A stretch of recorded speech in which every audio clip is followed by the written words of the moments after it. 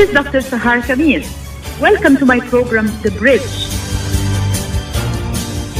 a monthly show bridging different cultures, communities, and faith traditions. Watch The Bridge on America's Voice of the Arabs Network on all social media platforms. Good morning, everyone. This is your host, Dr. Sahar Khamis.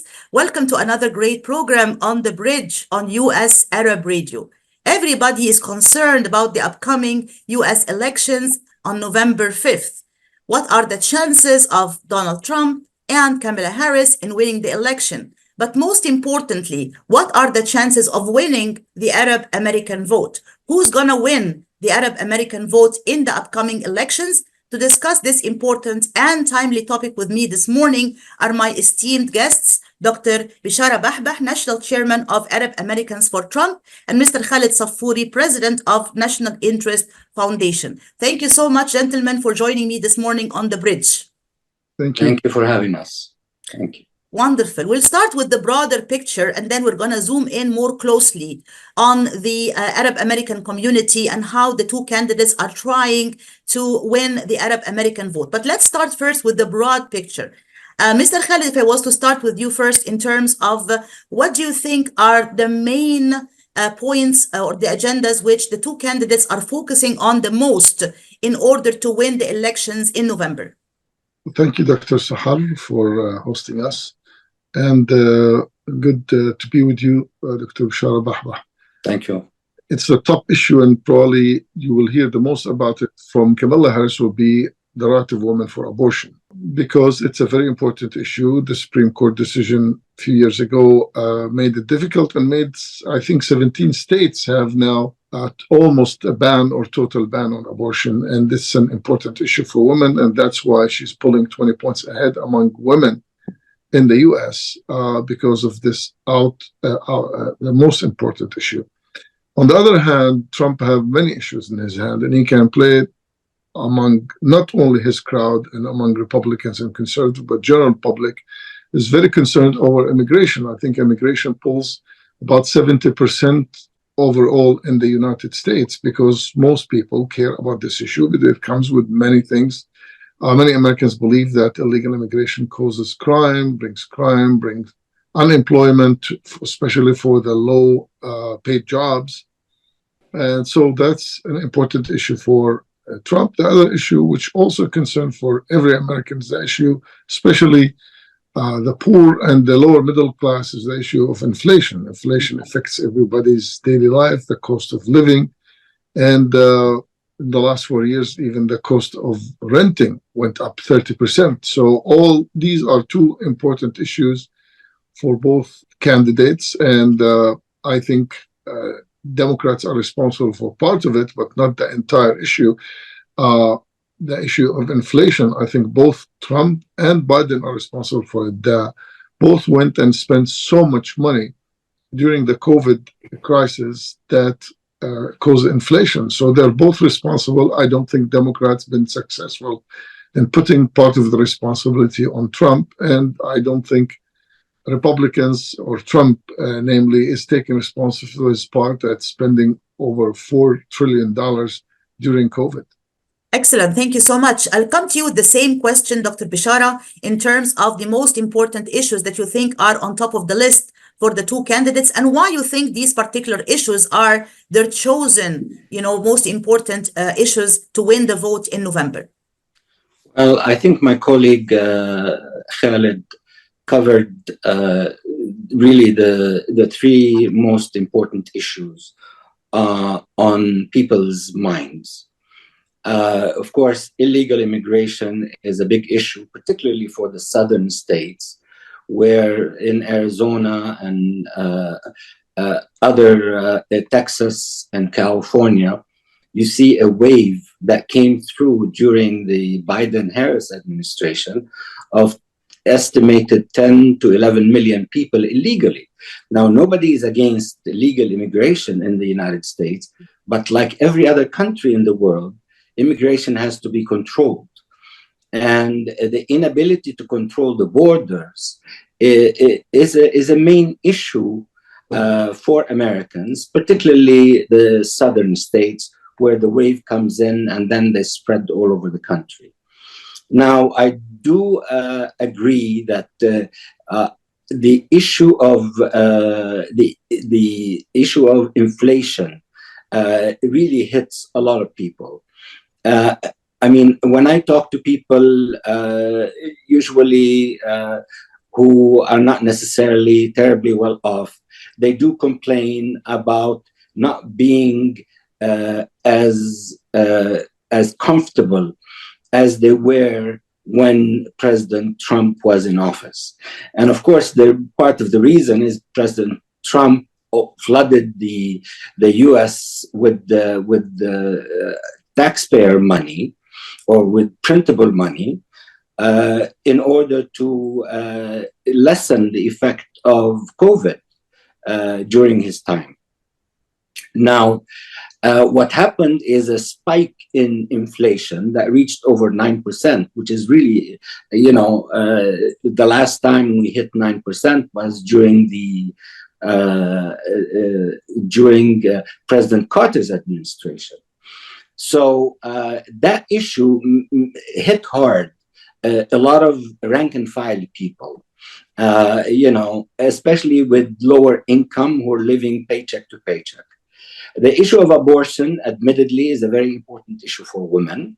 Now, as much as there are more women who tend to vote for the Democrats, there are more men who tend to vote for the Republicans, which is, an interesting phenomenon. But I think President Trump's personality appeals more to men than it does to women. And the issue of abortion is clearly a very important one as well. I want to just comment quickly on the immigration, because that's one very, very important issue that Trump has been really trying to emphasize. But some people really say that he is using, quote unquote, the fear appeal in terms of sometimes profiling certain racial, ethnic groups, and that this kind of discourse in itself is not free of profiling and racism. What would be your response to that, Dr. Bishara? Well, I mean, it's everybody who does not look like me or like us is a different individual, and therefore people of brown skin are not similar to the people of white skin. And yes, in politics, unfortunately, the fear and greed are used commonly in order to attract people to you.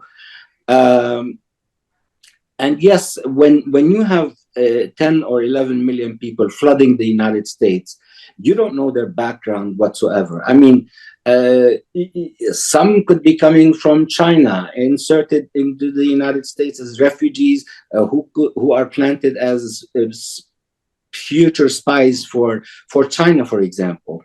I mean, it's not uncommon to hear that. So the issue here is more than just the color of the skin. The issue here is that we have no idea who these people are.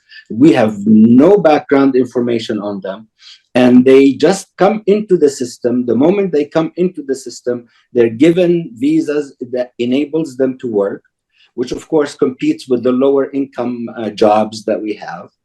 But at the same time, nobody has ran a profile against these people to identify what kind of a background they come from. As Arab American, we have always been profiled, so I'm very sensitive to that particular issue. Mm-hmm. But at the same time, I'm worried for the United States about 11 or so million people coming into the country with no background, with no information about their background whatsoever. Mr. Khaled, I also want to get your thoughts on that particular point. I remember in 2016 when Trump had an interview on CNN, and he said at the time, Islam hates us. This kind of rhetoric obviously did not fly very well with a lot of Arab Americans and Muslim Americans. And when he talks about, for example, the immigrants coming from Mexico, many of them may be, rapists and criminals, and maybe some of them are going to be good people. This kind of rhetoric, I mean, some people have actually said quote unquote, this is a racist, Islamophobic, racially divisive kind of rhetoric, and it does use the fear appeal in terms of, profiling some of these minorities and groups and immigrants. I want to also hear your thoughts on that. Trump, and everyone knows he always says stupid stuff. I mean, it's difficult to say anything but that. And anyone that watches his rallies, they know he's unscripted. He always says something that angers people. So this is part of his personality. This is the way he is. And I think 2016 it drove many Arabs and Muslims away from the Republican Party. Before that, I think until Obama came, Arabs and Muslims voted overwhelmingly for him because they were angry with the Iraq war that Bush took or started.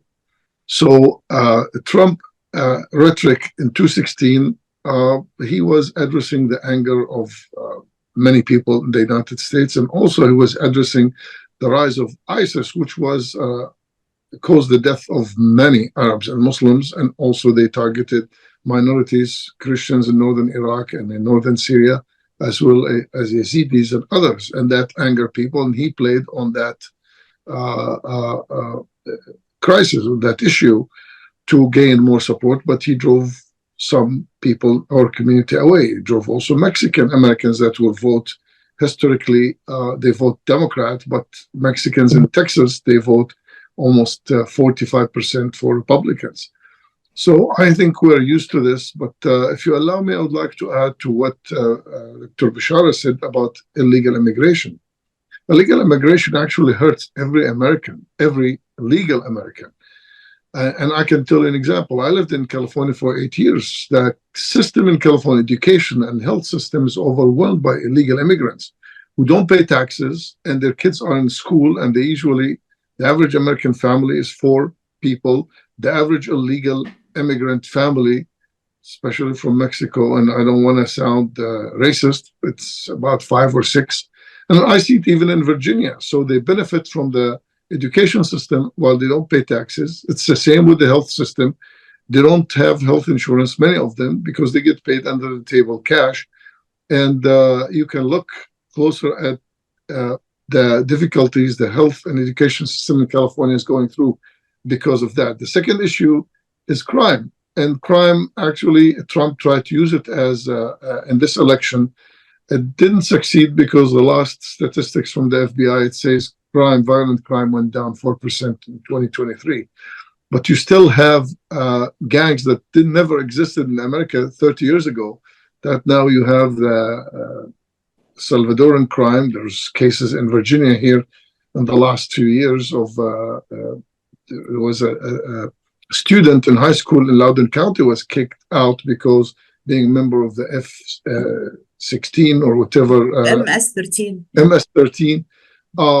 Now you have Venezuelan gangs in New York and in Chicago that didn't exist 2 years ago.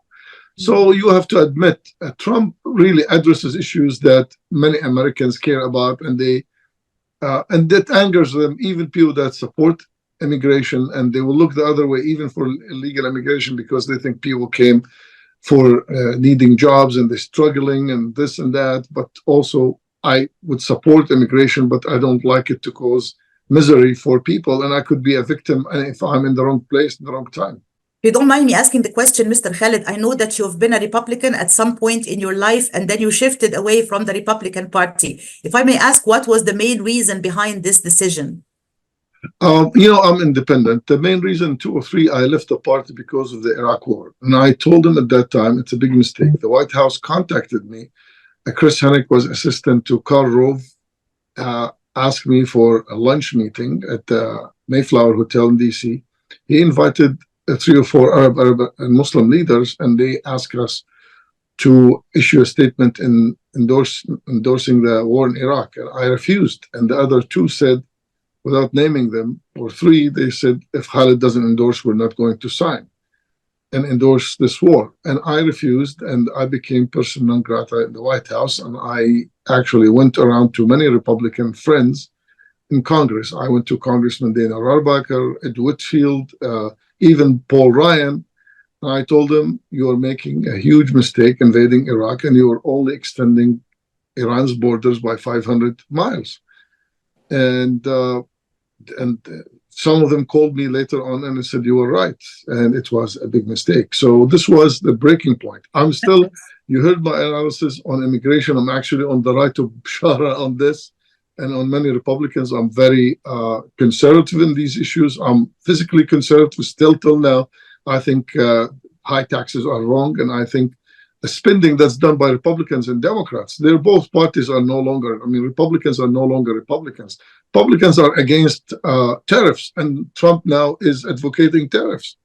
Republicans stand for free market and free trade, and Trump and Democrats both are causing problems with free trade and hitting tariffs on every products that they don't like to protect workers. I think Biden now, his administration blocking the sale of the steel company in Pennsylvania is a big mistake. The Japanese company is not going to be a threat. They promised they'd not fire people, but the company now that they blocked the sale, the company is going to either get government subsidies, which is wrong, or they will go down and bankrupt, and then workers will lose their jobs anyway. Gotcha. Thank you. And I'll come to you with a similar question, Dr. Bishara. I know that you've been a Democrat at some point, and then you turned and switched to the Republican Party.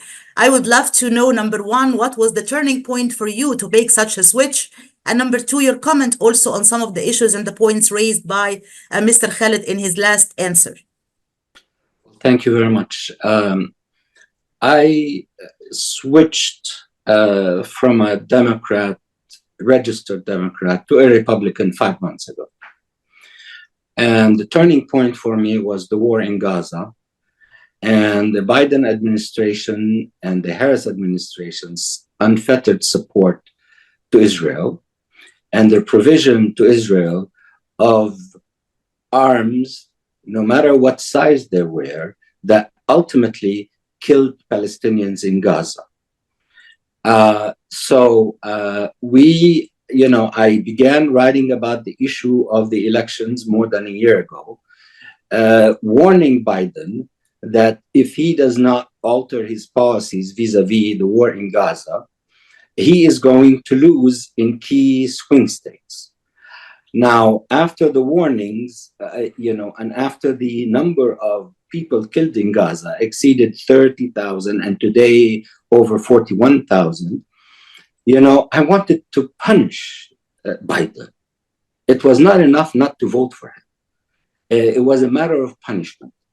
And on that basis, I decided to abandon the Democratic Party. And I decided to jump behind President Trump. Now, I have to say from the very beginning, I don't necessarily condone every position that President Trump takes. I'm not responsible for his statements. What I care about are issues pertaining to foreign policy. And I do care about, obviously, illegal immigration because I live in Arizona. But the issue of foreign policy as it pertains to Gaza and Israel is really paramount because it affects me. It affects my family directly. I've had 3 family members killed when the Israelis attacked the church in Gaza. And that church was the 4th oldest church in the world. I mean, you could not have missed that landmark by any chance. Of course, they've demolished just about every mosque in Gaza at the same time. But here, people in the West don't care about the demolishing of mosques, to be quite frank with you, because we're self-centered, But mosques, churches, academic institutions, individual civilians being killed by US bombs. Now, whether the United States withholds a 2,000-pound bomb from Israel or a 500-pound bomb from Israel or a bullet from Israel, they all kill. A bullet kills, a tank shell kills, an aircraft kills. So for me, particularly after Harris came into the picture and started saying that she would not change course in terms of the Biden policies vis-a-vis Israel, that gave me, that strengthened my conviction that what I did by ditching the Democratic Party was the right decision. Thank you both very much. We'll come back to this important discussion right after this commercial break. Stay tuned, please. As the weather gets colder, it's a good idea to layer up with scarves, hats, and mittens. Another layer of protection this season is to get your flu and COVID-19 vaccines. You can get both vaccines at the same time. Talk to your healthcare provider or learn more at michigan.gov/COVID-flu-RSV and layer up for some added peace of mind. A message from the Michigan Department of Health and Human Services. At Top Rehab Physical Therapy Clinic in Dearborn, we provide effective physical therapy sessions in order to limit pain and discomfort. Top Rehab provides physical therapy care for any diagnosis prescribed by a physician, and we regularly see and treat conditions such as stroke, TMJ, fibromyalgia, sciatica, joint pain, and more. We use a variety of pain management methods, including modalities, soft tissue mobilization, and therapeutic exercise. If you're in need of physical rehabilitation or physical therapy, get the highest quality health care at Top Rehab. Most insurance is accepted, and we're open Monday, Wednesday, and Friday 8 to 6, Tuesday and Thursday 8 to 5, and Saturday 10 till 2. Call for an appointment today at 313-846-0555. That's 313-846-0555. Choose Top Rehab Physical Therapy Clinic on Michigan Avenue in Dearborn. Life's too short to be in pain. Life for Relief and Development has now been rated as one of the best charities for humanitarian aid. Life's humanitarian projects span the globe, and Life is celebrating its 30th anniversary of providing essential life-saving aid to people and communities in 36 countries, regardless of race, color, religion, or cultural background. Where there is life, there is hope. And when disaster occurs here or around the world, including being one of the first responders to the Turkey-Syria earthquake crisis, Life for Relief and Development rushes in to provide food, medical aid, and shelter to those in need. We are looking to help the earthquake victims, and we take 0% overhead on emergency donations. So please help improve these efforts. Learn more about our involvement to help the helpless and bring hope where it's needed most, and make your tax-deductible donation to Life for Relief and Development now at lifeusa.org or call 248-424-7493. That's 248-424-7493.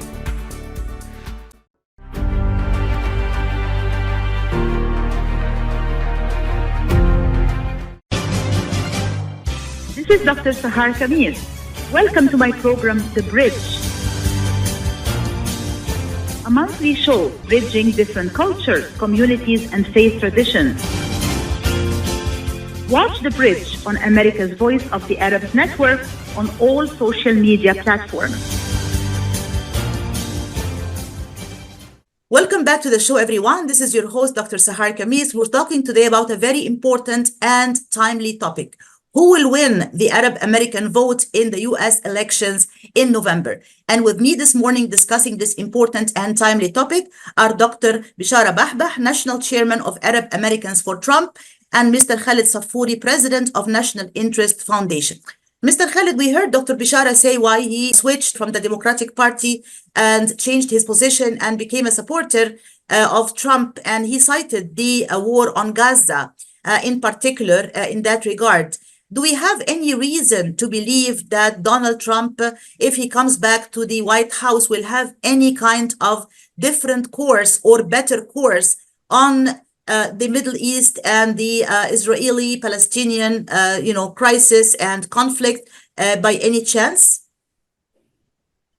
I think this is the most important question, frankly, about these elections. Dr. Bishara contacted me last April about a meeting with the Trump campaign in Michigan in May, and I was like him, very unhappy with Biden, and frankly, I voted for Biden last elections.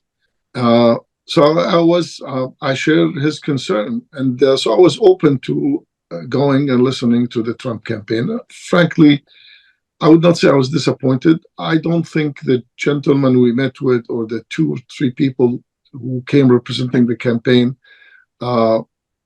understood really the situation. I think that one of them was, frankly, had very little knowledge on Middle East, and he works with Jared Kushner, so he copies Jared Kushner's talking points. And so that was the first disappointment. I asked them for a call for ceasefire, which they never produced. But I think what now upsets me with Trump the most is the last 2 weeks he's been doubling down on his support for Israel. He's basically on a auction mode.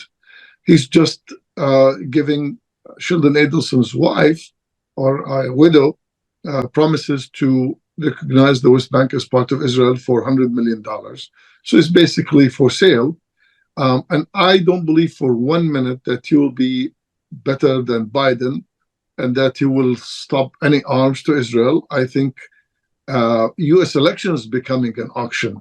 Votes are no longer matters as much as money, and both parties care more about getting money because money is what they use to spend on advertising. American public is very politically unaware, and they are busy with football and basketball and baseball. And at the end of the day, they just watch the commercials at night and they believe what the commercial says and they will vote based on that. Both parties know the Jewish community pays a lot in these elections. Probably 40% of all money spent in elections come from Jewish donors. And that's why I believe both parties are bad, but you have to select the less bad. I think Trump is very dangerous for America because he doesn't understand the process. And I'm afraid that he will come and give not only the Israelis everything they want, he gave them that 4 years ago. He gave them that 8 years ago. He gave them Jerusalem. And he allowed them to get away with so much without even understanding the process. At least Biden, and I think he have very bad people around him, from his national security advisor, Secretary of State, are horrible people. They're not good people. They don't care about America. They care about Israel. And I say that publicly. I'm not sure that Trump had better people. Jared Kushner was running his foreign policy, and look at Pompeo. I mean, he's echoing what Netanyahu says. So I don't think Trump have better people around him to make better policy. If I can see one advisor that is a reasonable person, I will change my mind. I still have 6 weeks for the elections that I haven't made up my mind. But I think I probably will end up voting Kamala Harris because he's the less of the two evil. I just want to comment quickly that, one thing about Donald Trump is that he keeps his promises. When he actually came to the White House before, he actually kept his promise of recognizing Jerusalem as the capital of Israel and moving the American embassy to Jerusalem. And now he's talking about Israel is too small. It needs to actually grow. It needs to expand, which is, basically confiscating the West Bank and making it part of Israel, and even maybe expanding it to other neighboring areas and other neighboring countries as well, which is a big threat, not just for Palestinians, but for the Arabs at large. So with that said, Dr. Bishara, how can we possibly perceive Trump as a better, option than Harris for the Arab American community when it comes especially to the Arab-Israeli conflict and the Palestinian-Israeli conflict? Well, thank you very much. And I take at heart my colleague Khaled's comments. We are dealing here with two imperfect situations. Okay. From my perspective, just to speak about Harris first, if Harris is re-elected, we could see another 4 years of war in Gaza, meaning Gaza will go from genocide to annihilation. Because clearly the Biden-Harris administration is incapable of influencing the Israeli government in any form or shape in terms of stopping the war against and the genocide against Palestinians in Gaza, and now what we've seen recently against Lebanon as well. So that's my one point. The other point is, after our meeting that my colleague and friend Khaled attended in Michigan, in May, President Trump issued a statement on his social media website, Truth Social.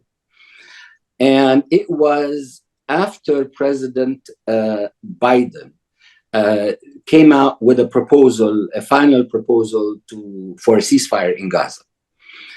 In that statement, President Trump said that had he been president, there would have not been, the war in Gaza would not have happened. He also said that he does not want to see civilians being killed. And he wanted to see a peace process that would be acceptable to all parties. And I emphasize the word all, because that was included in the memo. Now, there are people around him that are pulling him from a political perspective, certain political perspectives, particularly on the right of the political spectrum. And there are people around him who are fundraisers who are saying, look at the money that we're getting, you know, and obviously there is always a quid pro quo for somebody giving someone else money. I do not believe that the ultimate resolution will end up the annexation of the West Bank by Israel. He might have said that Israel was small, but when he first met with the Palestinian president, Mahmoud Abbas, in 2017, and the Palestinian president showed him the map of historic Palestine and said, we are now reduced to 22% of historic Palestine, and we're willing to accept a state in the West Bank, East Jerusalem, and Gaza. He said, wow, that's a small area to live in. So he said it to both sides, but I think President Trump is very pragmatic in that he wants to see peace. He does not want to see wars. He does not believe that it is acceptable for Zelensky from Ukraine to come to the United States, take money and go back home, you know. Now, the aid that was given to both Israel and Ukraine this year, totaling almost $100 billion. If you accumulate the interest on that money over the 30-year period, that's $500 billion. That's a lot of money that we are now burdening our grandchildren with. So I am not as afraid from President Trump coming into office and stopping. I am convinced that he would stop the war in Gaza. And if there's any one individual that Netanyahu fears, it is Trump. Mr. Khaled, you agree that Netanyahu fears Trump, that he would see him as a worse option if he was the inhabitant of the White House moving forward? Absolutely not. I think he manipulates Trump, and there are stories about that manipulation. Dr. Bahbah touched on his meeting with Abu Mazen, and Trump used to think positively of Abu Mazen, and they're documented how Kushner, with the help of Netanyahu, they fabricated a video and they showed it to the president and angered the president.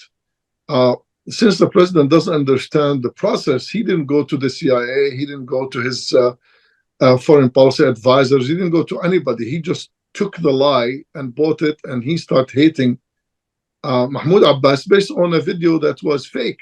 And this is documented. This was published even in the Israeli press. So this is how bad this guy is. Also, I take offense of Trump using Palestinian as a slur. For the last 3 months, he didn't stop calling Biden became a Palestinian. He attacked Schumer as being a Palestinian, like Palestinian is a piece of junk or some garbage. And it insults me. You know, I was hesitant. I didn't make a decision to vote for Kamala Harris until he kept using it. Now I think I sent this to my friend Bishara in an email or a text that something had to be done. And Trump didn't stop it. I think Dr. Bahbah sent him a letter, and it shows that he doesn't buy anything coming from our side. Not only he didn't stop using it, he kept using it more and more and more. Also, the claim that the October 7th would have never happened if he was there, that's another lie. I think October 7th happened because he neglected the Palestinian issue. He spent so much time. He didn't actually spend any time. He designated everything to Kushner, who had his own Zionist interest. Abdullah bin Zayed told a friend of mine, and I'll tell Shara in private who's the person is. He told him, why did you sign this agreement with Israel? And he said, because Kushner came and he said, we'll help you with so many problems you have. It was never a peace agreement. The peace agreement is two warring parties. UAE never had war with Israel. Bahrain never had war with Israel. They were all giving a carrot and promises that have nothing to do with peace. The Sudan had sanctions on them. They promised to lift sanctions as they signed with Israel. They told Morocco, we will recognize the Western Sahara if you normalize with Israel. This is basically what Trump allowed Kushner to do in selling it as a peace agreement. It was never a peace agreement. That's why we had October 7th. So contrary to what Trump claims, he probably would have stopped an invasion of Ukraine. That's true because he was close to Putin, and he probably would never giving any promises to Zelensky that he will help him. But on the Palestinian front, I think he's did wrong. He is the reason we had October 7th. And we saw in the debate between Trump and Harris, Trump telling Harris, oh, you are not going to be supporting Israel. If you come to office, Israel is not going to be supported. You don't like Israel. You don't support Israel. You hate Israel, he called her. You hate Israel, and she was defending herself. So going back to the auction mode, like who supports Israel more seems to be something which is really a selling point in this presidential race. We'll come back to this important discussion right after this commercial break. Stay tuned, please. With more than 30,000 successful in vitro fertilizations, IVF Michigan is now ranked as one of America's best fertility clinics according to Newsweek magazine. IVF Michigan fertility centers are the recognized leaders in high-quality fertility care. With locations in Bloomfield Hills and 9 other cities in Michigan and Ohio, IVF has experts in all aspects of the field. A founding member, American board-certified Dr. Nicholas Shama, is one of the leading reproductive endocrinologists in Michigan and Ohio. He has performed over 20,000 successful IVF cases, and it's helped thousands of couples fulfill their dreams of parenthood. When it's time to get personalized care from Dr. Nicholas Shama at one of America's best fertility clinics, call IVF Michigan Fertility Centers in Michigan and Ohio toll-free at 855-952-9600. 855-952-9600. Hey Michigan, let's think beyond the sink and learn where the water your family drinks every day comes from. Private wells and public water supplies allow homes across Michigan to draw water from different sources, like lakes, rivers, and groundwater. Tap into the facts about your home's water source and learn about your home's water quality to protect your family's health.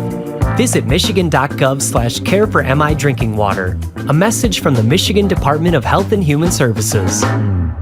Get ready for an amazing experience at Ishtar Restaurant on 15 Mile Road in Sterling Heights. Enjoy excellent hospitality from owners Ali Al-Baghdadi and Fatty Bonham, serving the best in Mediterranean food. Try Chef Ali Al-Baghdadi's famous shawarma, the best Iraqi grills and food, and the best Arabic and international dishes. Dine in our authentic atmosphere or take out. Call 586-698-2585 or check us out on Facebook. Ishtar Restaurant practices all CDC guidelines and is open every day 11 a.m. to 10 p.m. Have an amazing experience today at Ishtar Restaurant, 3625 15 Mile Road, Sterling Heights.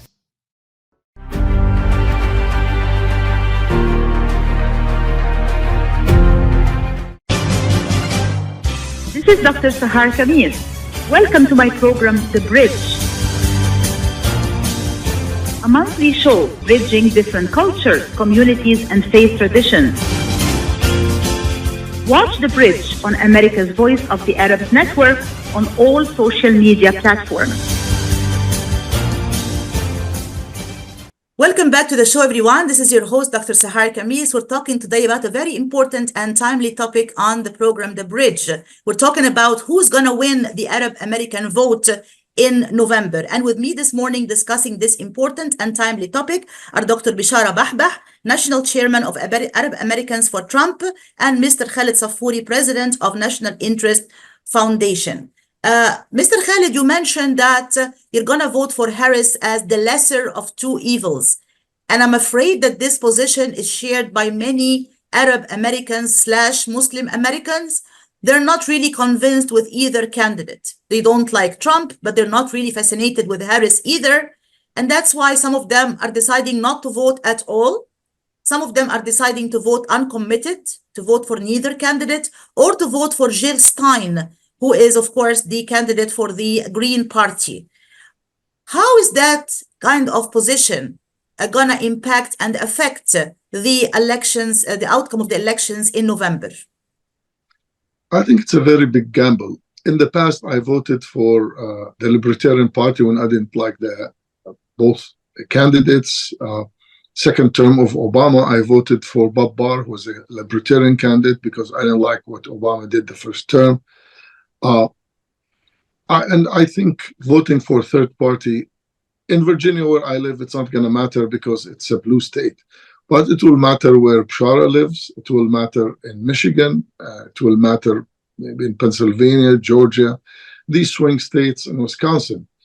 And I think I really fear Trump administration, second Trump administration, because the damage he did to the Palestinian issue, the first administration, was so severe. I'm not to say or defend what those guys did.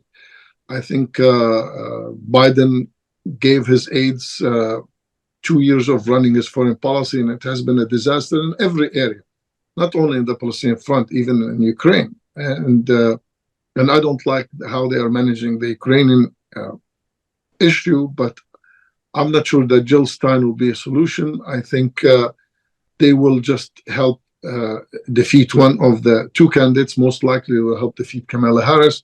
And I'll remind them, Palestinians in the last elections in Israel boycotted many of them. 150,000 Palestinians didn't vote.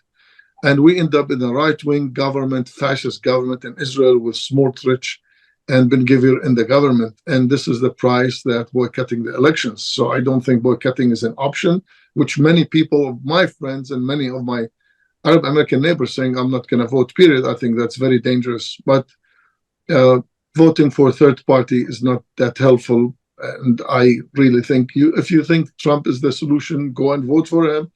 I wish I'm convinced, and I wish Bishara can convince me between now and November 5th, but his performance really didn't convince me that he's going to do any better.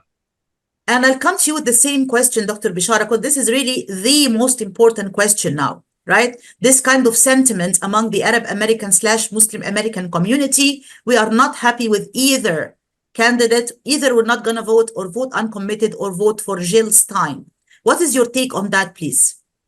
Well, I mean, I do agree with the notion that a vote for a third party, even though it might make us feel good because they say what we want them to say or what we would like them to say, is a wasted vote.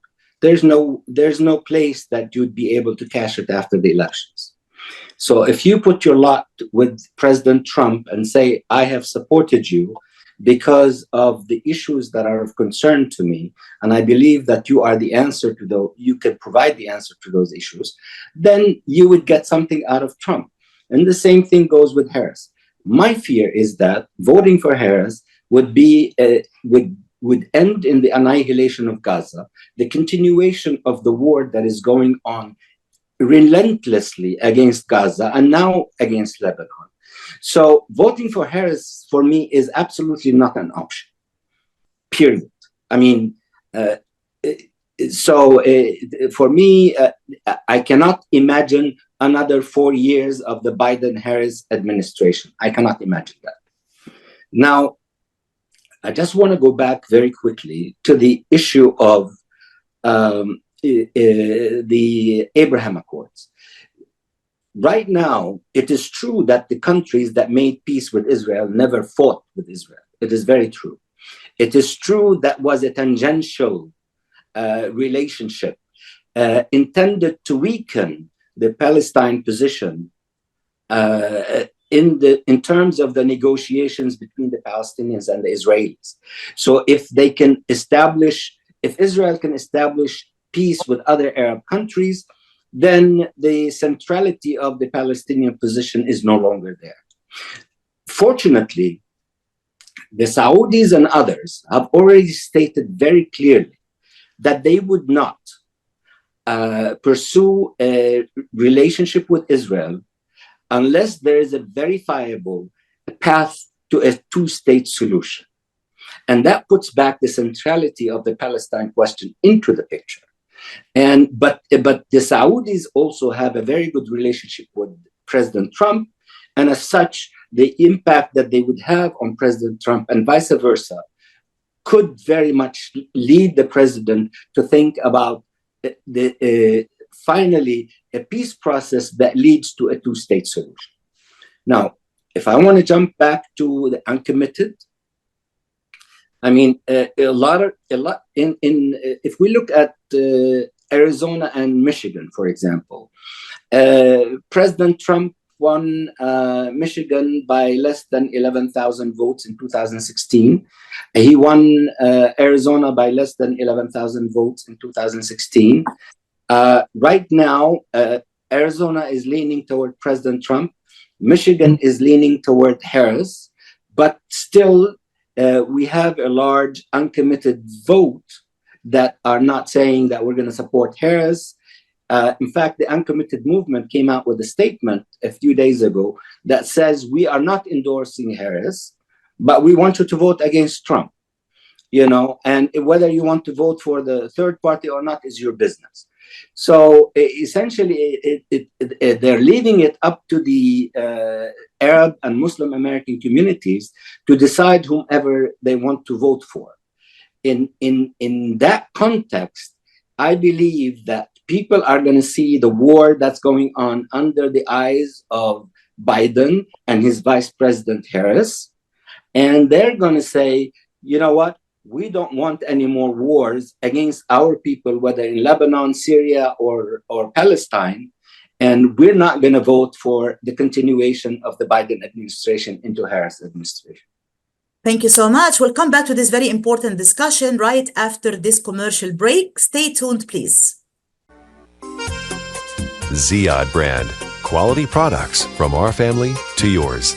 Ziyad Brothers Importing offers the finest quality products, including brands like Sultan, Kraft, Nestle, Hook, Rico Picon, Dana, and many more. Ask your retailer to carry these fine products because you deserve the very best. For more information, visit our website at www.ziyad.com. That's www.ziyad.com.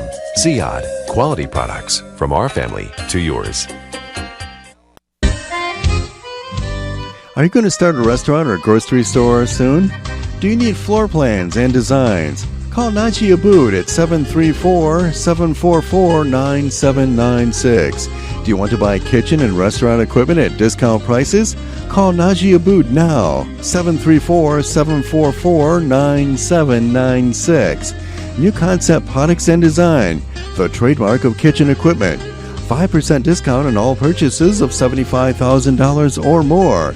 New Concept Products and Design, new location, 31185 Schoolcraft in Livonia. Learn more at www.newconceptproducts.com. Call Naji Abood, 734-744-9796. Every Thursday in Michigan at 5 p.m., award-winning columnist and journalist Ray Hanania hosts the Ray Hanania Radio Show, presented by the U.S. Arab Radio Network on WNZK AM 690 Radio and brought to you by Arab News Newspaper. This season's focus is on the U.S. presidential elections. Will it be Donald Trump, Kamala Harris, Robert F. Kennedy Jr., or Dr. Jill Stein? Veteran political analysts and elected officials will join as guests. Join us every Thursday at 5 p.m. on WNZK AM 690 Radio for the Ray Hanania Radio Show, presented by the U.S. Arab Radio Network, a special on the presidential elections. Shows are rebroadcast each Monday at 5 p.m. Get to know more about the show at arabnews.com.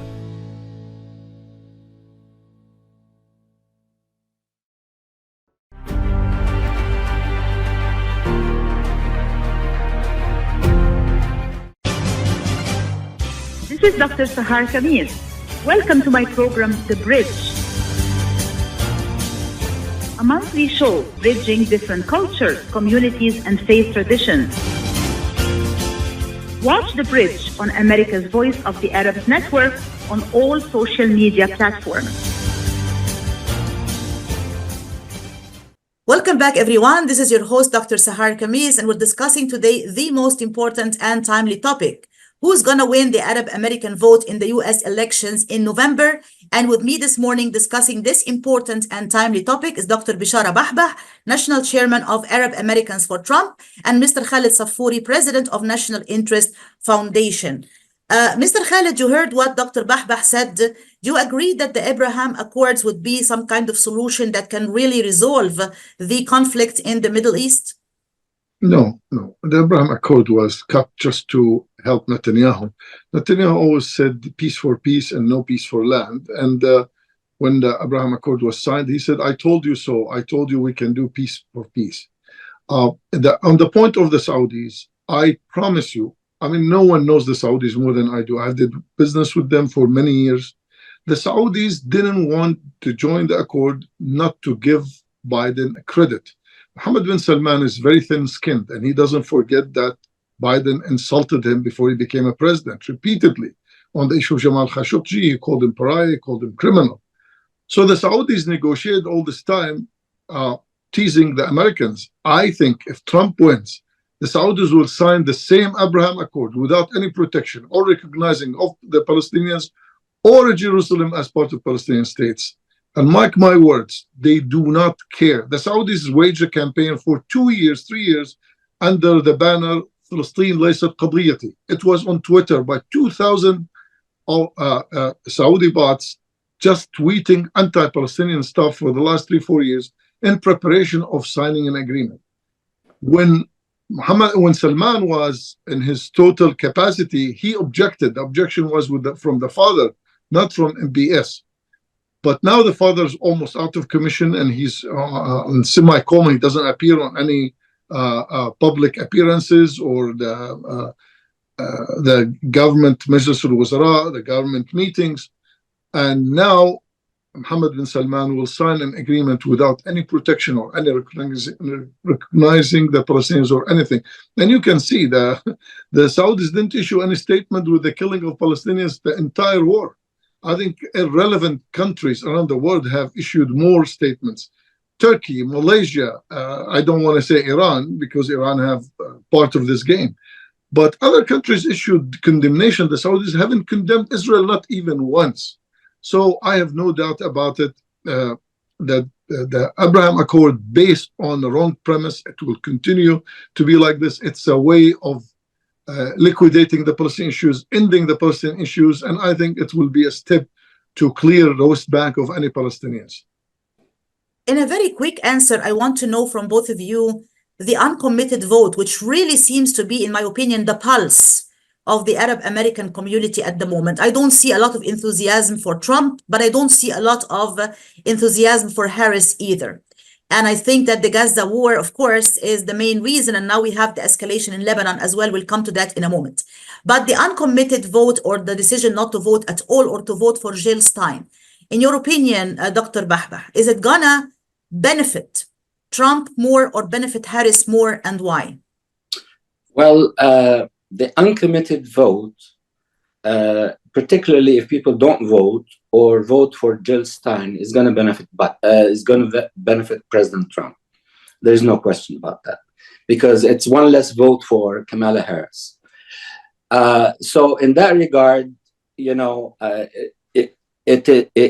from my perspective, I would like to see people vote for Trump, because unlike my friend Khaled, I don't believe that second Trump administration will completely forget the core issue of the conflict in the Middle East, which is the Palestine-Israel conflict. I also do believe that the Saudis will stick to their guns and not establish ties with Israel until and unless the issue of Palestine is resolved within negotiations that take place. I think again that the fact that if Trump were elected, he would have more influence over Netanyahu than Harris or Biden could have ever had on Netanyahu. Trump would do what he says, and Trump is unpredictable. And that's something that Netanyahu fears. So just to sum it up, an uncommitted vote or a vote for Stein, in my view, benefits Trump. And thank you very much. Thank you. I'll come to you, Dr. Khaled, with this question also. Who do you think the uncommitted vote is going to hurt the most or benefit the most in this election? Of course, it will hurt the Democrats, it will hurt Kamala Harris. And it's made that way. Many Arab Americans that voted historically for Democrats are abandoning the Democrats and going for third party as a protest. So it's clear to me, and this is why Democrats were more nervous about this issue than Trump. I mean, if I was a Trump campaign, I would go and fund those guys to make them more influential. And one last quick question, really quick, because we're running out of time. We have a few weeks between now and the November election. What can either candidate, I'm talking here about Harris and Trump, say or do within these few weeks that could influence the Arab Americans to vote for him or vote for her? I need like a short answer. Dr. Bahbah.